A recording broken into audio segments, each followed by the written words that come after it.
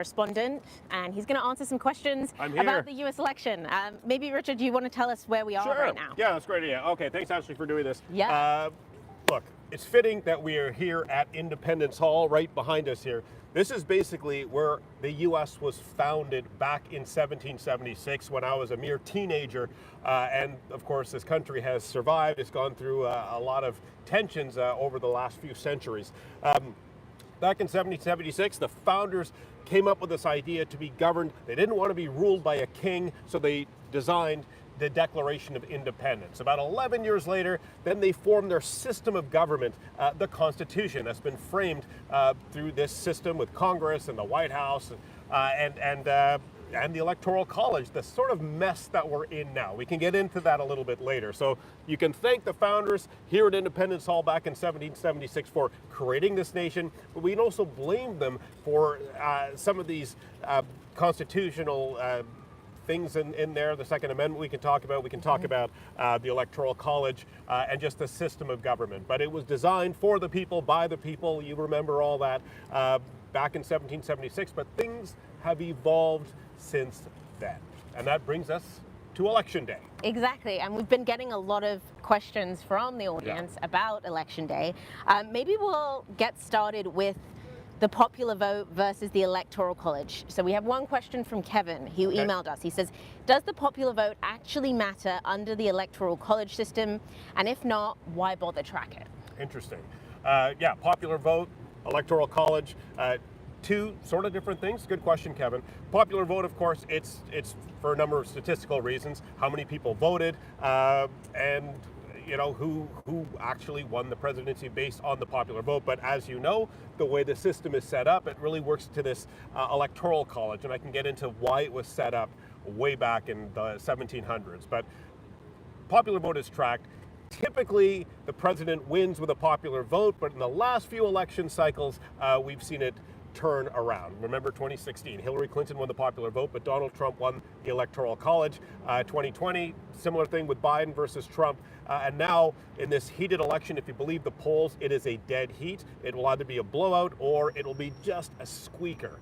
So popular vote is counted to see this is how many people voted. And it helps for redistricting, population in states, so forth. But Electoral College was created and designed to give weight to the states with more population versus the states that didn't have a population. For example, California, huge population, more people in California, more people live in California that live in Canada, so they have weighted for popular vote. But then you have the smaller states like North Dakota, South Dakota.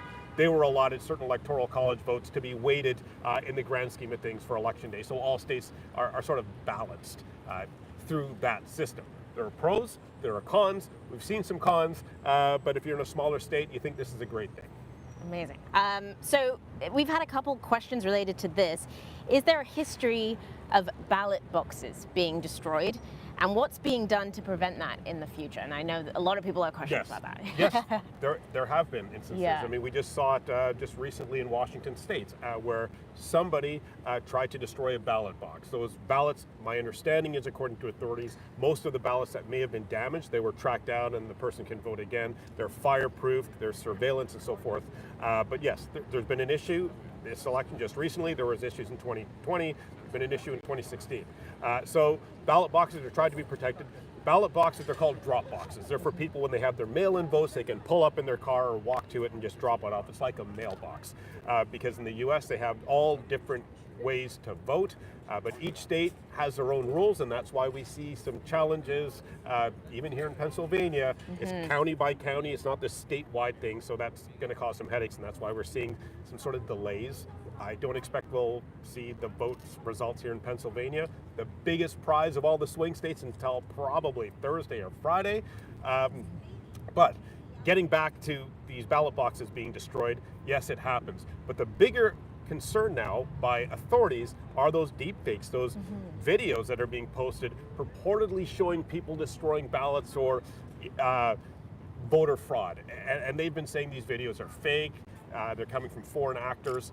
That's becoming the more concerning issue for authorities as opposed to violence acts at a ballot box.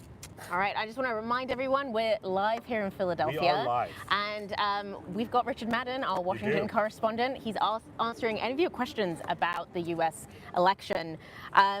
You know, you touched on a bit there how votes might come in. When might we know? I know that's the million-dollar question. Yeah. Maybe you could kind of walk us through what that might look like. Sure. So every state has their own rules on how ballots are counted.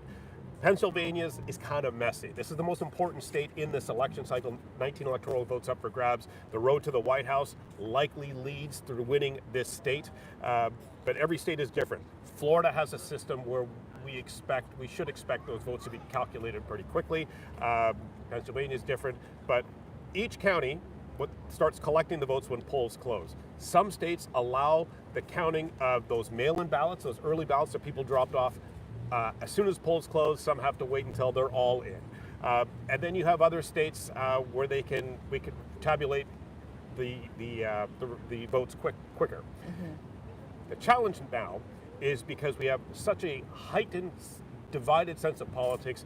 You've got lawyers from both camps that'll be dispatched to all these key swing states. Some will be challenging results. Others are going to try to challenge results on the other team. So that's going to take longer if they're going to be going through every single poll and so forth. So in a nutshell, that's how it works. Okay. It's messy, but it's democracy. And unlike in Canada, where you have a system that's run by Elections Canada, which is an arm of government. It's a nonpartisan group, agency that oversees elections provincially and federally. In the U.S., it's a patchwork system, state by state. So that's where it gets a little messy. Absolutely.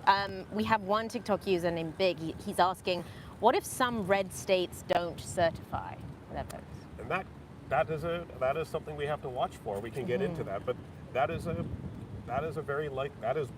scenario that we could see, and it'll be unprecedented. It was tried in the last election. We can remember this, where some senators and House members refused to certify the results in certain states. But yeah, in theory, if a Congress member in the House or the Senate refuse to certify, then you start getting into this kind of spiraling cycle where they refuse to certify the results, and then it goes to the Speaker, and then there's this whole legal process. From every extreme, you could, in theory, calling a new election, which is a whole other kettle of fish, messy kettle of fish, or it goes to the courts. And there are theories that, is this the playbook if Trump loses?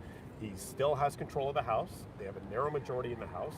Do they not certify it? Then it goes to the Supreme Court, which of course is conservatively in court. Former President Trump appointed 3 of the justices on the court, and the conspiracy is that the courts will tilt the election over to Trump even if he loses. Now, this is all just theory, conspiracy, but that is a scenario that a lot of these experts, constitutional experts, way smarter than me, are debating.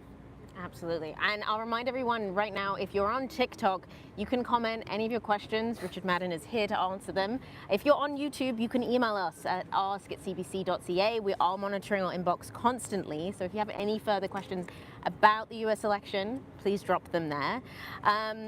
Quite a few asks about this one. If Trump becomes president, can he clear himself of his criminal charges? Yes and no. He can clear himself from any federal charges and drop investigations. Jack Smith, the special counsel who's investigating his role overturning the 2020 election, if President Trump wins again, he could end that investigation. He can overturn, or he can cancel it. But then there are the state charges in New York against the Trump organization, and the convictions of the hush money payments and the falsifying tax records that he's been convicted of in New York. He can't make those go away because those are state charges. But any federal crimes that he's been charged with or indictments, he can get rid of them. Right. Snap of a finger. Wow. Okay. Another question about if Trump wins. How easily could he change the law so that he can run for a 3rd term or a lifetime appointment? That was from Carol Ann. Okay. Carol Ann, very good question. So a little bit of history. FDR, he served 3 terms during the Second World War, and then they introduced a constitutional amendment where a president can only serve 2 terms. In theory, if Trump wanted to serve a 3rd, of course, violates the Constitution. So what you'd have to do, change the Constitution. And it's not easy to change the Constitution, especially in divided government. In some instances, you need a 2/3 majority. There are 100 senators. You can't get a 2/3 majority in the Senate on basically anything right now. So number 1, can't see that happening. 2, in other instances, you need 3/4 of the state legislatures to approve this constitutional amendment. So that's basically 35 states would have to sign off on that. Odds are low, don't hold your breath, but if he did, he couldn't just say, I ain't leaving, I'm staying here. It's a constitutional amendment, and adjusting that or changing that, I mean, it's a real uphill battle. Right. Another TikTok user is asking, do you think Harris would consider a pardon for Trump if she was to win? Good question. She was asked that recently. She sidestepped that. I mean, you can see the politics behind it. If she would pardon him, I mean, Gerald Ford pardoned Richard Nixon. So, yeah, I could see it. But I'll put it this way, Harris and Trump, they're not really friends. They don't really like each other. I'm just getting a sense that they don't like each other. Maybe. So we'll see if that happens. Although, if she did, huge story. Absolutely. We'll be all over that one. A few questions on this. What would each candidate's win mean for Canada? Okay. Let's start with Trump. Yeah. If Trump wins re-election, and Prime Minister Justin Trudeau is still in office, those two know each other. Do they like each other? No. But they know each other.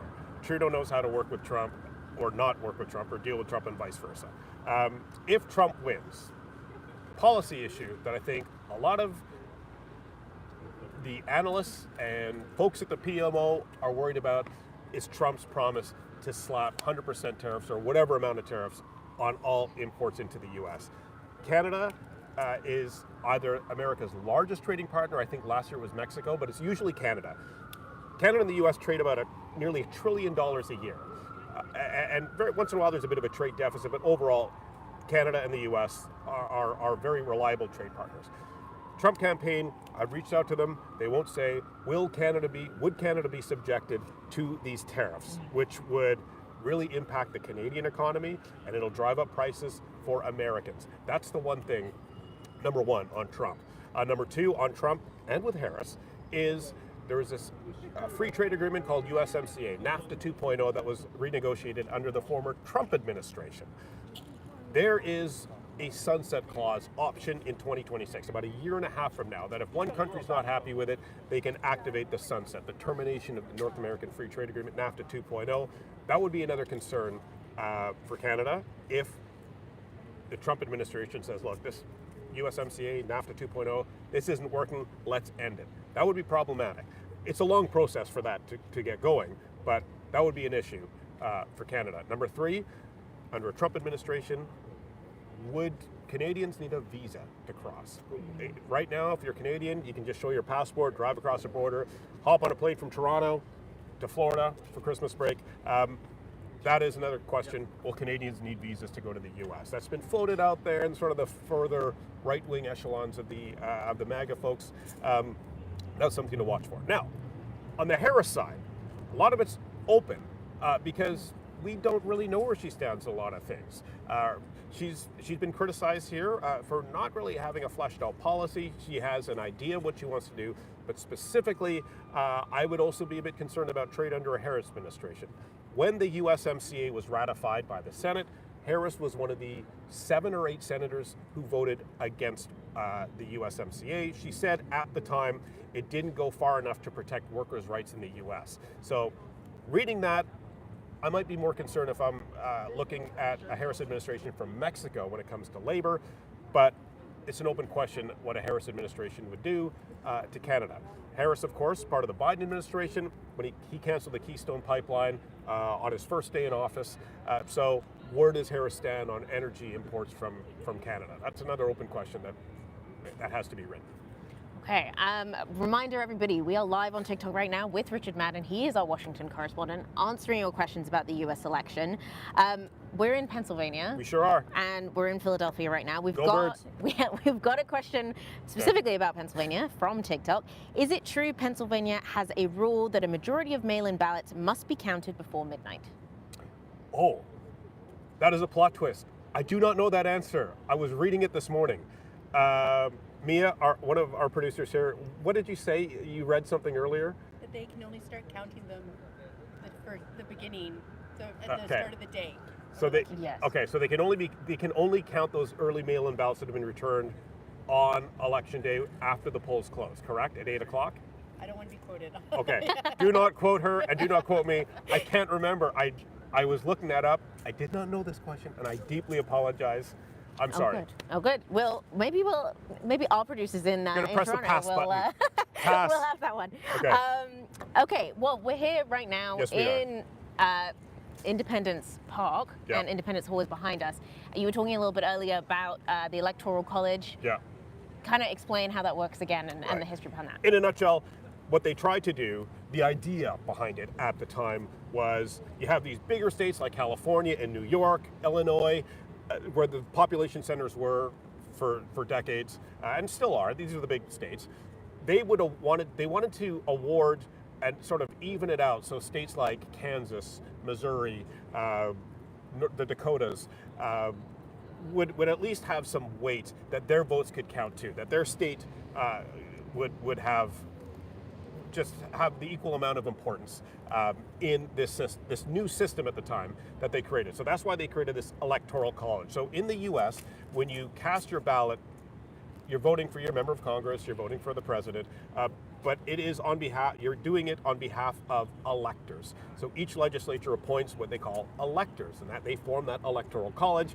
And then there's this whole ceremony, I think you can remember it, and it happens on January 6th, which for centuries was a happy day, but things kind of changed in 2021 on January 6th. That is where the results from each state, certified by the electors, goes to Capitol Hill in the House of Representatives. They then vote on it and approve it, and that's the point of the Electoral College. And the Vice President then certifies it. 2021, it was Mike Pence, and we all know what happened there, and things kind of got ugly. But that is the point of the Electoral College. Each state through the Electoral College, each state has 2 senators. So North Dakota has 2 senators, Texas has 2 senators. But on the House of Representatives side, each state, that's more vote by population. That would be like in the House of Commons, right? You know, the GTA has the bulk of MPs in Canada. Saskatchewan has, 14 or 16. And so in Canada, you can win an election by winning the GTA, and you get Montreal, there are those certain population centers. In the US, the game is a little bit different. It's because each state through the Electoral College is awarded a certain amount of electoral votes. Pennsylvania, as we've been talking about, is the big prize, 19 electoral votes. So in this election cycle, there are 7 key swing states. Every election cycle is a little bit different. This is a long time ago, but in 2000, it was Florida. It was all about Florida, Gore versus Bush. And you remember, the hanging chads and the recounts. That was messy. 2008 in Obama, it was Ohio. That was the big state. That was the big prize. Fast forward now, 2024, it's all about Pennsylvania. So as demographics shift, some states become more valuable, some states don't. Florida, that's a red state. Pennsylvania, this is the swingiest of swing states. So that's why Pennsylvania's 19 electoral votes carries a lot of clout in this election cycle. We do have an answer for that mail-in ballots one. The internet. Yes. Yes, tell me. So it so happens that Pennsylvania, the state that's probably most critical, as Yes. you were saying, the swingiest of swing states, has a law requiring that the vast majority of its counties to publish some mail-in ballots Yes. by 12:01 a.m. 12:01, yes. ET on November 6th. Yes, and yes, that is correct, because we ran into the mayor of Philadelphia yesterday, and she's a total character. She mentioned that. Yeah, I absolutely. forgot. There's a lot to know. There's here. a lot going on today. Yes. So tell us a little bit about what people have been saying here in Pennsylvania so far. So we did this epic road trip early in the last few days. We started in Pittsburgh, and we drove straight through. So that's like the industrial steel town, the western part of Pennsylvania. It's kind of closer to Ohio. Pittsburgh is in Allegheny County, which is this bright blue dot in a sea of red. All around Allegheny County, it's Trump country, including Butler, which is near Pittsburgh, and that's where, of course, the former president had that assassination attempt. Republicans are making inroads in Pittsburgh, Allegheny County, which worries Democrats. If they're going to win this state, they need to win Allegheny County. They need to hold it and exceed support there to offset the rock-solid Trump country in the surrounding areas. Started in Pittsburgh, everyone is engaged, and across the strait. If you're living in a swing state, you're bombarded with ads 24/7. Yes. My feed has already changed. It's everywhere. Yeah, everywhere. Radio, television, online, everything. Billboards everywhere. As a matter of fact, today, as we're speaking, both Trump and Harris are here. Well, they're not here. They're in Pittsburgh. They're holding dueling rallies later this afternoon, and further down there at the Art Museum, like where the famous Rocky steps were, he ran up the steps. So Harris is going to close out her campaign here in Philly tonight. That's a clear sign that this state is huge. So going from Pittsburgh, mixed reaction to Trump and Harris. Central PA, full-on Trump country. A lot of supporters we spoke to, they believe Trump's bogus claims that the election was stolen in 2020, and they believe it's happening again in 2024. As we went further east, Philadelphia. Philadelphia is pretty much a Democratic stronghold, although there's a lot of Trump support here too. But a lot of the election in Pennsylvania will be won or lost on the suburbs of Philadelphia. Bucks County, Montgomery County. If you're following the election closely, you've probably heard of these counties. And we were just up there yesterday.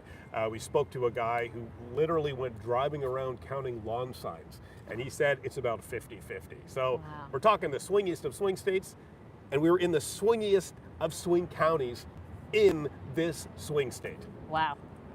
It's certainly going to be an interesting night. What do you think? What's going to happen first? First? Yes. Do you know which state will know? Oh, sorry.